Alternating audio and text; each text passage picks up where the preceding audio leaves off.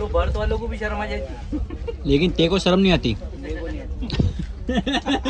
आप कभी भी कहाँ पे भी कुछ भी ऐसा कर रहे हो जहाँ से आपका लाइफस्टाइल जो है वो आपका रूटीन बिगड़ गया है, तो मैं आपको यही सजेस्ट करूँगा कि जल्दी से जल्दी उसको फिक्स करो। तुम्हारी भाभी ने बनाई है आलू के पराठे। भाई हमको कौन सा ट्रांसफॉर्मेशन करके भाई स्टेज पे उतरना है? क्वेश्चन ये है कि 2 confusing exercise shrugs and face cable pull कब करे, शोल्डर और बैक डे में।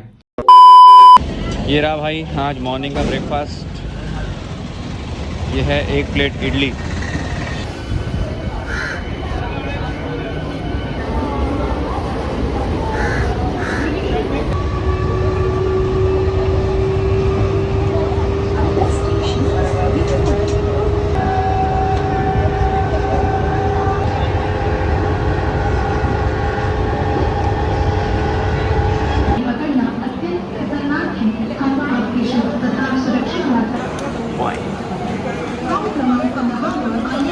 त्याचं तर जाऊच द्या, मीडिया तर काही कामाचं नाही आहे सध्या, पपेट मीडिया आहे सध्या। डिस्कशन। देखो भाई ये है लस्सी और ये है अंडा बिरयानी।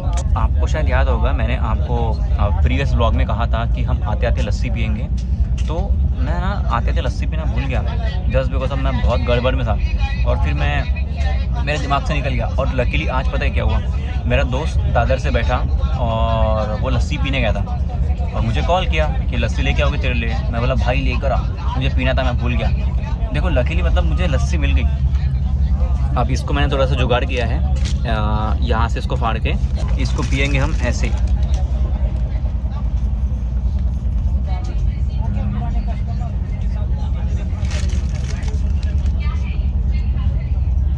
बहुत बेस्ट है, बहुत पुराने टाइम से उनका शॉप चलते आ रहा है और बहुत ज़्यादा फेमस है। आप किसी को भी पूछोगे ना दादर स्टेशन पे कृष्णा लस्सी, या आप गूगल कर लोगे, बाई स्टेशन से 2 मिनट का वॉकिंग डिस्टेंस है, मस्ट विजिट। आपको याद है कल हमने जो चिकन तंदूरी बिरयानी ऑर्डर किया था, एक्चुअली हमें कल वो नहीं खाना था, हमें कल खाना था मलाई खेपसा अंडा बिरयानी। बट क्या वो पता है क्या, हम जिस रेस्टोरेंट में गए थे वो मतलब वहाँ का ना एक छोटा सा सीन है, वहाँ पे ऑनलाइन पेमेंट नहीं चलती, कार्ड पेमेंट नहीं चलती, फ़ोन पे गूगल पे नहीं चलता है, वहाँ पर सिर्फ और सिर्फ कैश चलता है। तो सीन ऐसा हुआ कि हमारे पास कैश था अराउंड 400 के आसपास।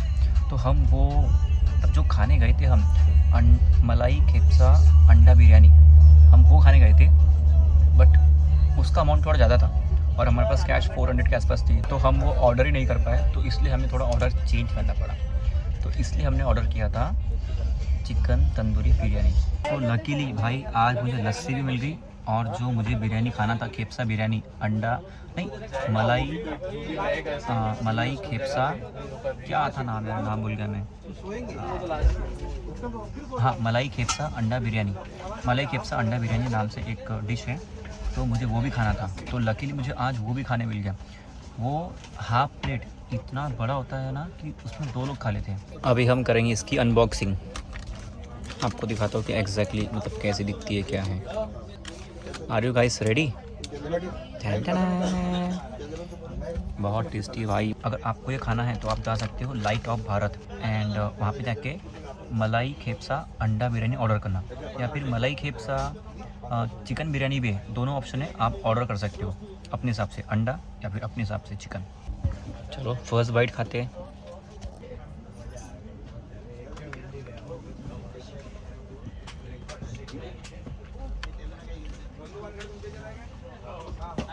लाजवाब, बहुत बेस्ट।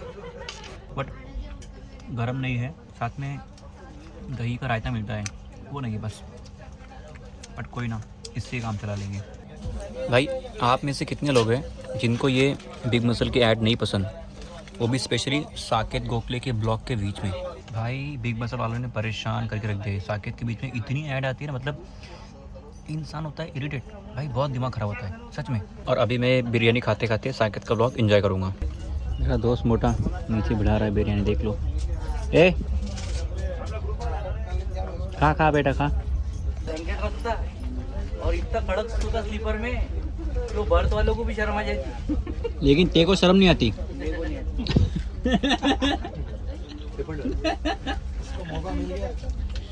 छक्का ही मारता हो। देखो आज हमने टिफ़िन में लाया है आलू के पराठे और दही। ये ना एक बहुत ही सिंपल फूड है जो आप बिल्कुल खा सकते हो। हाय कर उधर से। हाँ, तो इससे आपको डाइजेशन में कोई इशू नहीं होगा, ठीक है। तो ऐसे आप ना हमेशा सिंपल फूड खाया करो ट्रैवलिंग में। तो भाई मैंने आपसे पहले कहा है, अगर ट्रैवलिंग में डाइजेशन का इशू हो गया तो आपके इन्जॉयमेंट की पूरी वाट लग जाएंगी। इसलिए एकदम सिंपल फूड खाओ। मैं आपको ये रिकमेंड करूँगा कि पिज़्ज़ा, बर्गर, ये प्रोसेस फूड खाओ ही मत प्लीज़। बाकी आप लोगों को रोक कौन सकता है, अगर आपकी इच्छा है बिल्कुल खाओ। भाई बिरयानी तो ख़त्म हो गई है, लेकिन हमने साथ में खाना लेके आया था जो है आज का मेन्यू। 2 आलू के पराठे, 100 ml दही। तुम्हारी भाभी ने बनाई है आलू के पराठे, टेस्ट करना तो पड़ेगा ही। एंड आई होप अच्छी बना है, मस्त खाना बनाती है।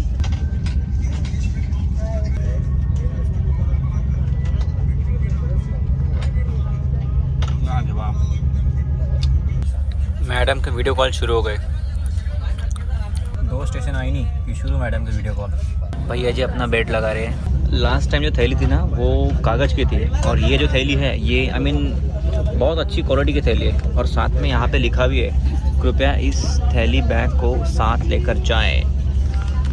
20 रुपये की थैली आपको मिल रही है फ्री। क्या आप लेके जाओगे? नहीं। क्यों नहीं लेके जाओगे? क्योंकि हमारे घर में ऑलरेडी 3 है। Oh my God. रेलवे की नहीं है। सिर्फ और सिर्फ एक स्कूप बचा है मेरे लिए।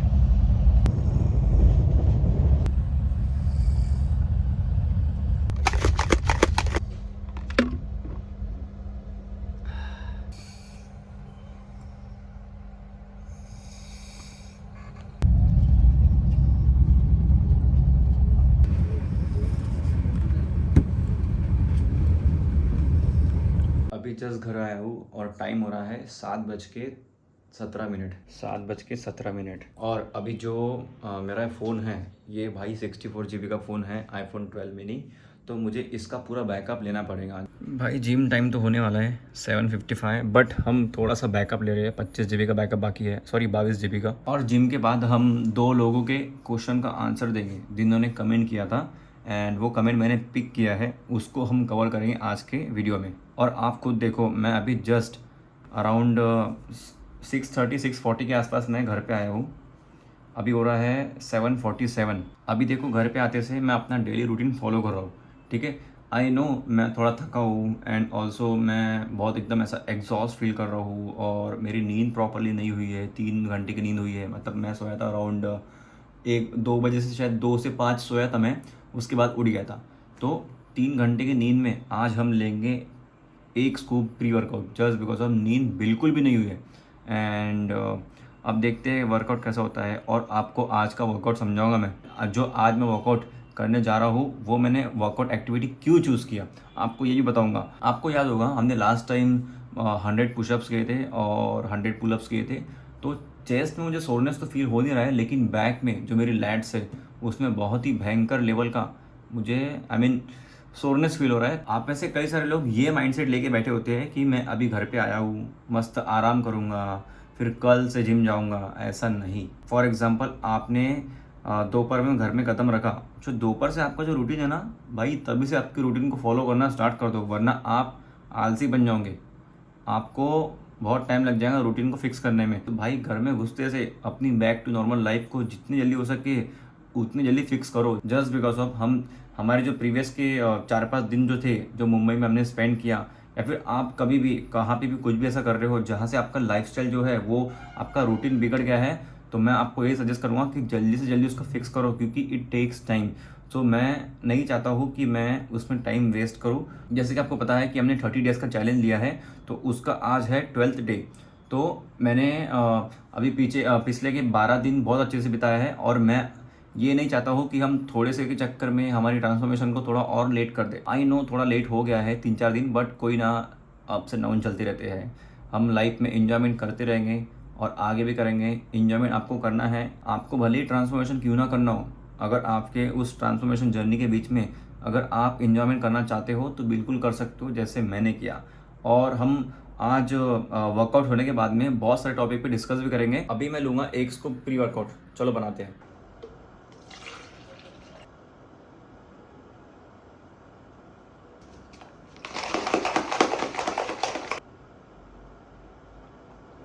Let's go. मेरा प्री वर्कआउट इतना भयंकर हीट हो रहा है भाई, मेरे हाथों में, मेरे पैरों में, चेहरे पे बहुत ज़्यादा, मतलब बहुत भयंकर लेवल का हीट हो रहा है। चलो देखते हैं कैसे होता है वर्कआउट।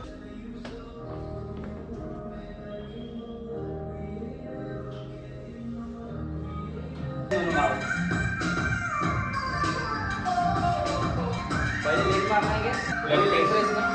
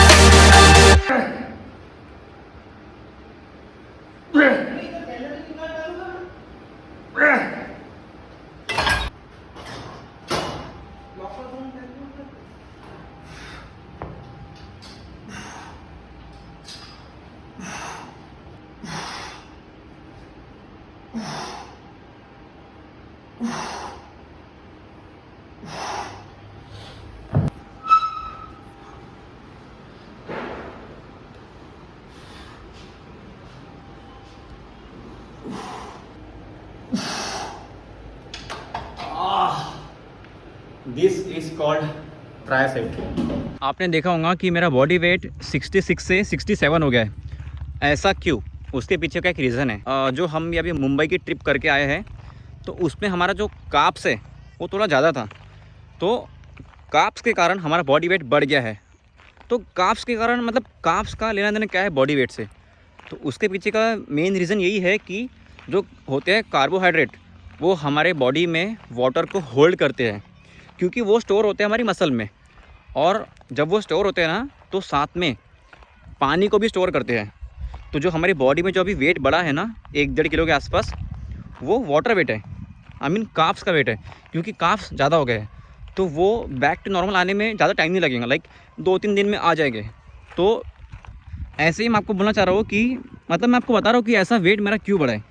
वेट मेरा अभी भी 66 ही है। अभी मैं 3-4 दिन अगर मैं लो कार्ब डाइट लूँगा तो ऑब्वियसली मेरा वाटर वेट ड्रॉप हो जाएगा। तो वाटर वेट ड्रॉप होने के बाद में हम बैक टू नॉर्मल हो जाएंगे, जैसा हमारा वेट था पहले 66 kg। आपको अगर मैं इन शॉर्ट में समझाऊँ तो वो जो वेट है वो वाटर वेट है, वो कंसिडर होता है बॉडी वेट में, लेकिन वो वाटर वेट काउंट होगा, ठीक है, ना कि फैट वेट। मतलब आपको एक जनरल आइडिया देने के लिए मैं आपको चीज़ें बता रहा हूँ कि जो हमने कार्ब लोडिंग किया था, कार्ब लोडिंग के साथ में कार्ब लोडिंग मैंने किया नहीं, वो अपने आप होगा, क्योंकि मैं आउट ऑफ टाउन था। वहाँ पर आई मीन सिचुएशन अलग होती है, खाना अलग होता है। आप पूरी तरह अपने हिसाब से खाना नहीं कर सकते हो कि हाँ मुझे रोटी चाहिए, मुझे चावल ही चाहिए, मुझे कड़ी चाहिए, ये चाहिए वो चाहिए। जो मिलता है भाई उसमें जुगाड़ करना पड़ता है। तो उसके बीच में लाइक 200 से 300 कैलोरी से ऊपर नीचे हो जाती है कार्ब्स की। बट फिर भी आप देखो मैंने कितना डाइट मेरी मेंटेन किया, ठीक है। जगह जगह मैं खाना खा रहा हूँ लेकिन अपना प्रोटीन इंटेक ऑन पॉइंट रख रहा हूँ। और मैंने फूड भी ऐसे चूज़ किया जिससे मुझे कोई डाइजेशन में इशू ना हो। और मैं भी आपको यही सजेस्ट करूँगा कि आप जब भी ट्रैवलिंग करते हो ना तो हमेशा सिंपल फूड चूज़ किया करो और साथ में हमेशा वे प्रोटीन कैरी किया करो। वो इसलिए जस्ट बिकॉज ऑफ हम जब भी बाहर ट्रैवलिंग करते हैं उसके दौरान ना जो फूड हम खा रहे हैं उसमें आपको कभी प्रोटीन मिलेगा ही। तो इसलिए मैंने प्रोटीन एक्स्ट्रा लेके गया था 15 स्कूप। तो जैसे आपने देखा कि 15 स्कूप्स हमने सिर्फ और सिर्फ ख़त्म किया 4 दिन में। तो उससे मेरा जो प्रोटीन इंटेक है ना वो बैलेंस हो गया। एटलीस्ट हमने 90 to 100 ग्राम के आसपास मैंने मेरा प्रोटीन इंटेक रखा है, ठीक है। और आपने कुछ ऐसे फूड देखा होगा कि जिसमें ऑलरेडी प्रोटीन था। जैसे कि मैंने दही खाया उसमें प्रोटीन है, मैंने अंडे खाया, चिकन खाया उसमें भी प्रोटीन है, मैंने पनीर खाया उसमें भी प्रोटीन है। तो थोड़ा बहुत ना प्रोटीन मेरा इंटेक मतलब अगर आप देखें रेगुलर डेज से 20 से 25 ग्राम मेरा प्रोटीन थोड़ा कम ही है, लेकिन एटलीस्ट हमने प्रोटीन इंटेक मेंटेन तो किया। तो ऐसे ही आपको भी मेंटेन करना है। Always keep your way protein. अगर आप कहीं बाहर ट्रैवलिंग के लिए जा रहे हो तो वो आपके लिए बहुत ईजी हो जाता है। और लाइक मतलब ज़्यादा जगह नहीं घेरता है। मैंने कितने लिया था 15 स्कूप बोलो तो आधा किलो, ठीक है। अब आधा किलो आप कैरी बैग में ले सकते हो, जैसे मैंने मेरे डब्बे में लिया था। अभी देखो जो हमारी जर्नी है वो अभी 12 दिन की हो गई है, ठीक है। 12 दिन में से तो 4 दिन या 4 या 5 दिन तो आप ऐसे समझो कि हमारे थोड़े बहुत चीट हो गए हैं और हमारा थोड़ा डाइट इनबैलेंस हो गया है, वर्कआउट इनबैलेंस हो गया है। बट इसको बैलेंस करने के लिए हम पता क्या करेंगे, आने वाले ब्लॉग में आपको मैं समझाऊंगा कि हम इसको कैसे बैलेंस करने वाले हैं। अभी देखो मैंने एक गोल सेट किया है कि अभी तक के मैं on a daily basis 10,000 steps complete कर रहा था। तो अभी हम इसको कर देंगे डायरेक्ट डबल कैसे, 20,000 स्टेप्स करेंगे हम। मॉर्निंग में 1 घंटा कार्डियो एंड शाम में 1 घंटा कार्डियो। तो हम करेंगे टोटल 2 घंटे कार्डियो। मॉर्निंग में 1 घंटा अभी मैं वॉक कर रहा हूँ। और ये प्लेस देख लो आप कितनी मस्त प्लेस है। यहाँ पे मैं आपसे खुल के बात कर सकता हूँ और साथ में मतलब अच्छे से वॉक करना होता है, मेरे से आपसे बात करना होता है और आपको चीज़ें समझा सकता हूँ। तो मैं almost most of the time में यहीं पे आता हूँ वॉक करने के लिए। और ये बेस्ट जगह है, यहाँ आसपास नॉइज़ बिल्कुल नहीं है, ठीक है। पूरा जंगल एरिया है, थोड़े बहुत जानवर है, मस्त हवा चलती है एकदम। वेदर भी बहुत अच्छा है यहाँ का, आपको साइड में तो दिख ही रहा होगा। रही बात डाइट की, तो हम डाइट में से थोड़ा कार्ब्स कम कर देंगे अभी। और साथ में जो हमारे स्टेप्स हैं वो स्टेप्स को बढ़ा देंगे। क्यों? जो हमारे 3-4 दिन अभी इनबैलेंस हो गए ना, उसको बैलेंस करने के लिए।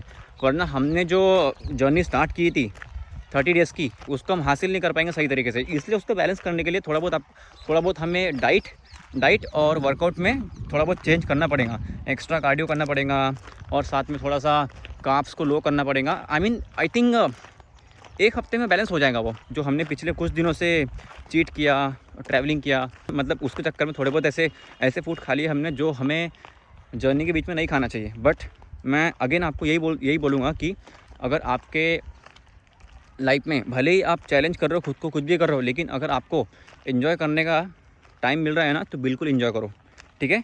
आपकी लाइफ है, हमेशा उसको एंजॉय करो। ये सब चीज़ें चलती रहेंगी भाई। हमको कौन सा ट्रांसफॉर्मेशन करके भाई स्टेज पे उतरना है, राइट। मैं सिर्फ आपको ये बता रहा हूँ कि जर्नी हमेशा ऊपर नीचे कभी स्टेबल ऐसी होती है, ठीक है।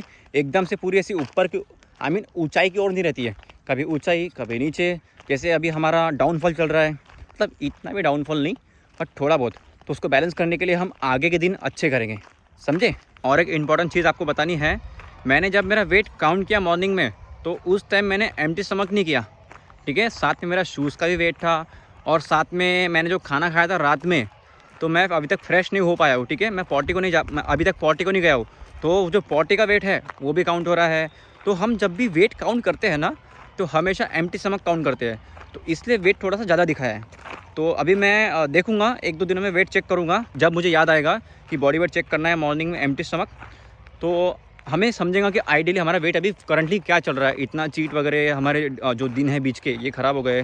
ख़राब मीन्स इतने ख़राब नहीं हुए, बट फिर भी हमें एक्चुअली एक आइडिया तो लगेगा कि हाँ, हमने जो साइकोलॉजिकली सोचे थे और जो हमने परफॉर्म किए, जैसे कि डाइट में प्रोटीन ऐड किए और ट्रैवलिंग के दौरान वे प्रोटीन, तो उसके बेसिस पर हमको समझेंगे कि जो हमने साइकोलॉजिकली सोचे थे क्या हम उसको एग्जीक्यूट कर पाए। तो उसके लिए आपको शायद नेक्स्ट व्लॉग में देखना पड़ेगा कि मेरा आइडियल बॉडी वेट क्या चल रहा है। तो बट मेरे को ऐसा लग रहा है कि शायद मेरा बॉडी वेट स्टेबल ही रहेगा, 66 के आसपास दिखाएगा। लास्ट टाइम मुझे याद है कि 66 प्लस 66 पॉइंट समथिंग कुछ तो भी था, और अभी दिखा रहा है 67.10। तो इतना कुछ मतलब बॉडी वेट में फ़र्क नहीं पड़ा। मुझे ऐसा लग रहा है कि वो शायद शूज़ का वेट है और साथ में थोड़ा पेट में जो खाना है उसका वेट है। तो कहीं ना कहीं मुझे ऐसा लग रहा है कि हमने जो साइकोलॉजिकली चीज़ें सोची थी, हम उसको सही से एग्जीक्यूट कर पाए वाइल ट्रैवलिंग। और अगर आपको मैं आज मेरे ट्रेनिंग साइकोलॉजी के बारे में अगर बताऊँ, तो देखो हमारी बॉडी के ना 2 ही मोमेंट होते हैं। एक अगर हम आइडियली सोचे तो, वैसे देखें तो बहुत सारे रहते हैं, पुश, पुल, लेग, हिप हिंज, या फिर मतलब जो भी ऐसे 4-5 है। बट मैं ना सिर्फ 2 मोमेंट कंसिडर करता हूँ, एक होता है पुश, एक होता है पुल। अभी आप लोग बोलेंगे कि लेग्स का क्या हो गया, हिप हिंज का क्या हो गया, तो पहले आगे की बात तो सुनो। तो देखो जो बैक है, बैक एक पुल मसल है, बाइसेप एक पुल मसल है, और जो हैमस्ट्रिंग है, हैमस्ट्रिंग भी एक पुल मसल है, और जो काफ है, काफ भी एक पुल मसल है, क्योंकि हम उसमें चीज़ों को पुल करते हैं।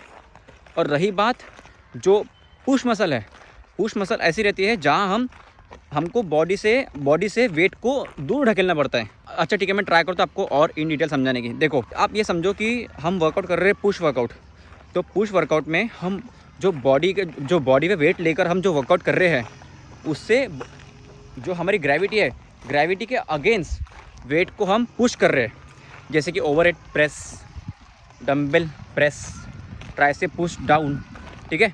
तो इसमें जो वेट है वो ग्रेविटी के अगेंस्ट जा रहा है। तो जो ग्रेविटी के अगेंस्ट जा रहा है वो सारे मसल्स मैंने आज हिट किया। जैसे कि कॉट्स में हम कर रहे हैं, लेग प्रेस किया हमने और लेग एक्सटेंशन किया।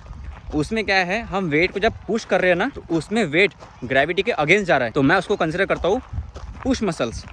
और जो पुल मसल है, पुल मसल में हम खुद की ओर, बॉडी वेट की ओर वेट को पुल करते हैं। तो जो पुल मसल है उसमें आता है आपका कंप्लीट बैक, उसके बाद में आ गया आपका बाइसेप, हैमस्ट्रिंग में भी हम वेट को हमारी बॉडी के क्लोज लेके आते हैं। जैसे कि फॉर एग्जांपल ये जो बाइसेप का एरिया है ये मेरी हैमस्ट्रिंग है, ठीक है, और ये जो मेरा नीचे का एरिया है ये मेरा काफ एरिया है। अब हम जब लाइंग लेग कर्ल करते हैं, ठीक है, तो वेट को जब हम ऐसा पुल करते हैं ना, तभी जाके हमारी हैमस्ट्रिंग ये होती है। तो इसमें सेम चीज़ हो रही है, हम वेट को पुल कर रहे हैं हैमस्ट्रिंग के थ्रू, तो वो कंसिडर करता हूँ मैं पुल में। तो मैंने आज थोड़ा ना स्मार्टली वर्कआउट के बारे में सोचा कि मैं आज क्वाड्स, चेस्ट, शोल्डर और ट्राइसेप्स, ये 4 मसल को हिट करूँगा। और रही बात कल हम करेंगे पुल वर्कआउट में क्या क्या आता है, बैक, बाइसेप, हैमस्ट्रिंग और काफ। और अगर मेरे पास टाइम बचता है तो हम थोड़ा सा करेंगे ट्रेनिंग कोर की भी। ये रहा मेरा आज का फर्स्ट मील, जिसमें है मैं लूँगा 1.5 आलू के पराठे घी लगा के, और साथ में 150 ml के आसपास दही है। ये मेरा मील खाने के बाद मैं जो 2 क्वेश्चन मैंने निकाल के रखे हैं जिसका मुझे आपको आंसर देना है, ये मील खाने के बाद हम उस क्वेश्चन पे डिस्कस करेंगे और मैं आपको चीज़ें बताऊँगा इन डिटेल।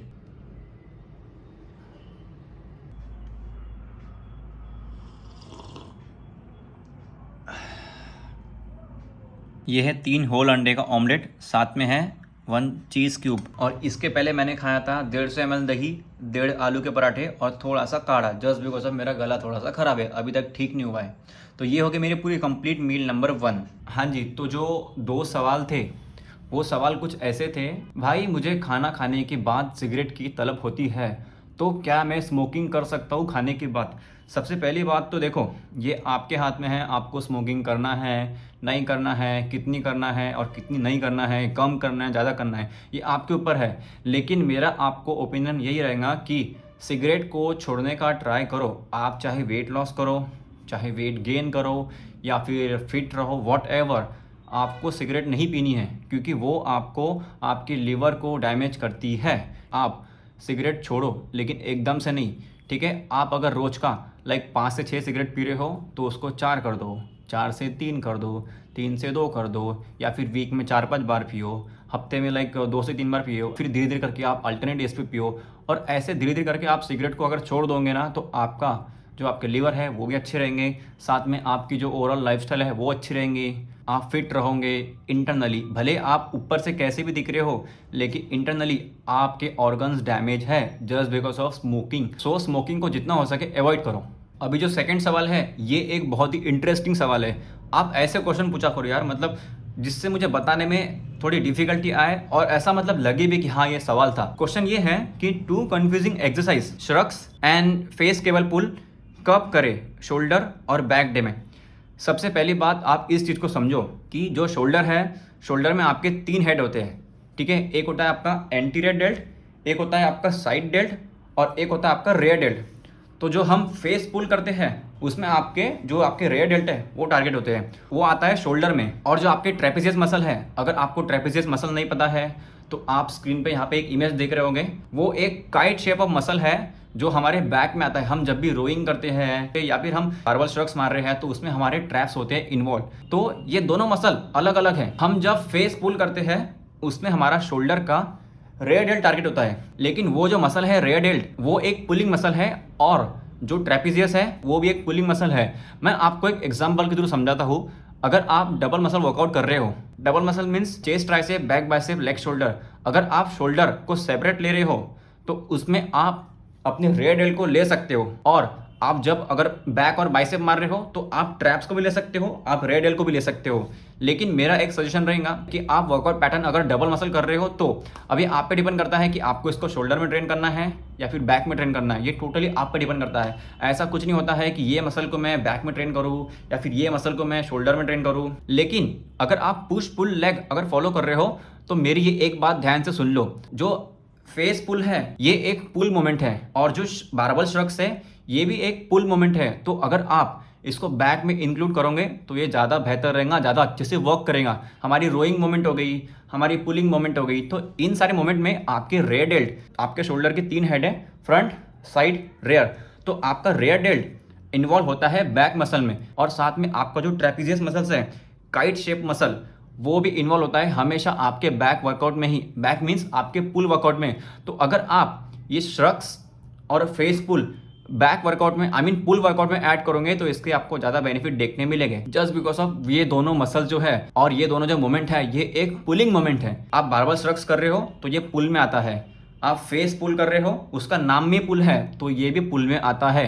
तो मेरा सजेशन यही रहेगा कि आपको जिसमें करना है आप वो करो, लेकिन अगर आप पुश पुल लेग फॉलो कर रहे हो तो दोनों को आप करो पुल मसल में। आज मैंने किसके कितने सेट लगाया है साइड में आप चार्ट देख रहे हो। और सबसे इंपॉर्टेंट चीज़, आज हमने सबसे पहले लेग प्रेस से स्टार्ट किया।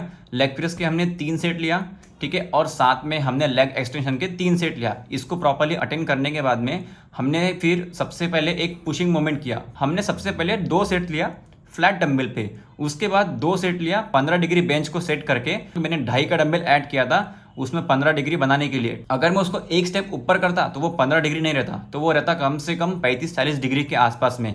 तो मुझे करना था कम से कम 15 डिग्री के आसपास। मैंने क्या किया, फ्लैट पे 2 सेट किया, 15 डिग्री पे 2 सेट किया। उसके बाद में फिर शोल्डर के लिए जो मैंने सेट किया था वो क्या था, समवेयर अराउंड 120 या 110 डिग्री के आसपास, आई थिंक 120 डिग्री था। चेस्ट मसल एक ऐसा मसल है उसमें सिर्फ 2 मोमेंट होती है, एक होती है पुशिंग मोमेंट, एक होता है फ्लाई मोमेंट। तो हमने पुशिंग के 4 सेट लिया, एक 0 डिग्री पे मीन्स फ्लैट पे और एक 15 डिग्री पे, और साथ में हमने 3 सेट लिया केबल फ्लाई के। टोटल हो गया हमारे 7 सेट। उसके बाद में शोल्डर के लिए हमने क्या किया, उसको बेंच को सेट किया हमने 120 डिग्री पे।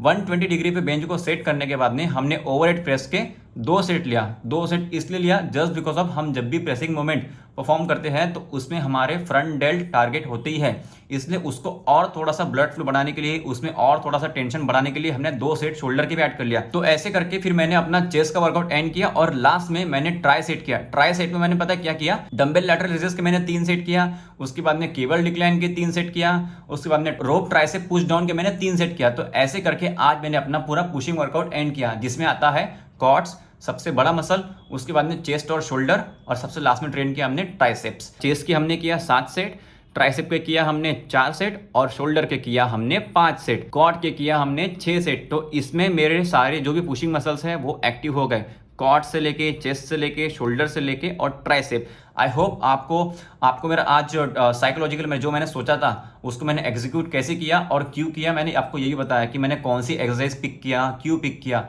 एंड अगर आपको इसमें कुछ डाउट होता है तो आप मुझे डीएम कर सकते हो, या फिर आप मुझे कमेंट करके तो पूछ ही सकते हो यार, मैं आपको रिप्लाई तो दे ही दूंगा। और कल हम ट्रेन करेंगे हमारी कंप्लीट बैक, साथ में हम ट्रेन करेंगे लोअर बैक, और साथ में ट्रेन करेंगे हम कोर, और करेंगे हैमस्ट्रिंग एंड काफ और ग्लूट्स भी। ये सारे मसल हम कल ट्रेन करेंगे। अभी बज रहे 6:30, मैं 3:30 से 6:30 एक लॉन्ग वाली नैप लिया, जस्ट बिकॉज ऑफ मैं ट्रेन में सोया नहीं था, तो इसलिए मुझे नींद बहुत आ रही थी। तो मैंने नैप लेने के बाद अभी सोचा है कि मुझे रात में जाना है किसी के फंक्शन में, तो वहाँ पे मुझे खाना खाने जाना पड़ेगा, क्योंकि एक्चुअली मेरे फैमिली का ही फंक्शन है, तो मुझे वहाँ पे ज्वाइन करना पड़ेगा। मेरे पास 3 मील यहाँ से होने वाले हैं। एक ये कि मुझे अभी एनी हाउ कैसे भी करके 250 ग्राम चिकन ब्रेस्ट खाना ही पड़ेगा। अभी बज रहे हैं 6:30 के आसपास, तो अभी जाके मैं ये मील 6:30 के आसपास खाता हूँ, तो उससे ही मेरा प्रोटीन इंटेक पूरा होगा। सुबह जो हमने मील लिया था अभी तक के मैं उसी मील पे हूँ। अभी तक मैंने अपनी सेकंड मील नहीं लिया, जस्ट बिकॉज ऑफ मुझे इतनी नींद आई थी, मैं सो गया। अभी मुझे कैसे भी करके 250 ग्राम चिकन खाना पड़ेगा, फिर उसके बाद मुझे खाना खाने जाना है बाहर, और फिर वहाँ से रात को सोने से पहले मैं अपनी जो स्मूदी है वो बना के रात को पी के सो जाऊंगा। तो ऐसे मैंने अपना प्रोटीन इंटेक डिवाइड कर दिया। 7 बजे तक अपना चिकन बना के रेडी कर दूंगा और उसको खा लूंगा 7:15 तक के। ये हो गया मेरा सेकेंड मील, जिसमें मैंने सिर्फ और सिर्फ प्रोटीन लिया है, सिर्फ प्रोटीन। जैसा मैंने आपको थोड़ी देर पहले बताया कि हम अपने स्टेप्स कंप्लीट करेंगे 15,000 से 20,000 के बीच में, ठीक है। उसके बाद में हम हाई प्रोटीन डाइट और थोड़े से हम कार्ब्स जो है थोड़े से कार्ब्स लो कर देंगे, जस्ट बिकॉज ऑफ जो प्रीवियस डेज हमने जो चीट किया, ये किया, उसके कारण हमारा वेट थोड़ा सा गेन हो गया है। मैंने आपसे कहा था कि उसको बैलेंस करने के लिए हमें थोड़ा सा कार्ब्स और कार्डियो के साथ में थोड़ा सा एक्टिविटी बढ़ानी पड़ेगी। तो एक्टिविटी तो हमने बढ़ा दिया और कार्ब्स हमने लो कर दिया है। और अगर मुझे ऐसा लगता है कि मुझे कार्ब्स की नीड है, मतलब वो होता है ना कि क्रेविंग्स आती है कार्ब्स की, हम जब भी high protein plus low carbs diet अगर रखते हैं ना, तो उस टाइम पे आपको बहुत ही भयंकर लेवल की क्रेविंग्स आती है। मुझे फिलहाल अभी तो ऐसा लग रहा है कि क्रेविंग्स आ तो नहीं रही है, बट 101% मुझे क्रेविंग्स आएंगी जब मैं चिकन खाऊंगा। हमारी कार्ब्स की नीड पूरा करने के लिए हम खाएंगे एक छोटा सा अनार, तो उससे हमारी थोड़ी सी जो जुबान है उसको थोड़ा ठीक लगेगा, सेटिस्फैक्शन फील होगा। मैं आपसे ये कह रहा हूँ गाइस, पूरा खेल आपको सेटिस्फैक्शन का है। आपके जो जुबान है उसको सेटिस्फाई करने के लिए आपको थोड़ा सा खाना है, ज़्यादा नहीं खाना है, क्योंकि आप बॉडी रिकम्पोजिशन कर रहे हो या फिर आप फैट लॉस कर रहे हो। ये दो चीज़ में आपको कार्ब्स और प्रोटीन और आपकी जो भी एक्टिविटी लेवल है, इन तीनों का आपको बहुत सही तरीके से बैलेंस करना पड़ता है, तब जाके आप बॉडी रिकम्पोजिशन या फिर फैट लॉस कर सकते हो इजीली। वैसे आप लोगों से मैं एक छोटा सा सवाल पूछना चाहूँगा कि आपका जो major source of protein food item है वो कौन कौन से हैं? कमेंट करके आप प्लीज़ ज़रूर बताएं, और साथ में ये भी बताएं कि आपको डाइट को मैनेज करने में कहाँ दिक्कत आ रही है। सो मैं आपकी कमेंट को पिक करके नेक्स्ट व्लॉग में हम उसको कवर करेंगे, या फिर आपके कोई डाउट होंगे आप कमेंट कर सकते हो, या फिर आप मुझे डीएम कर सकते हो।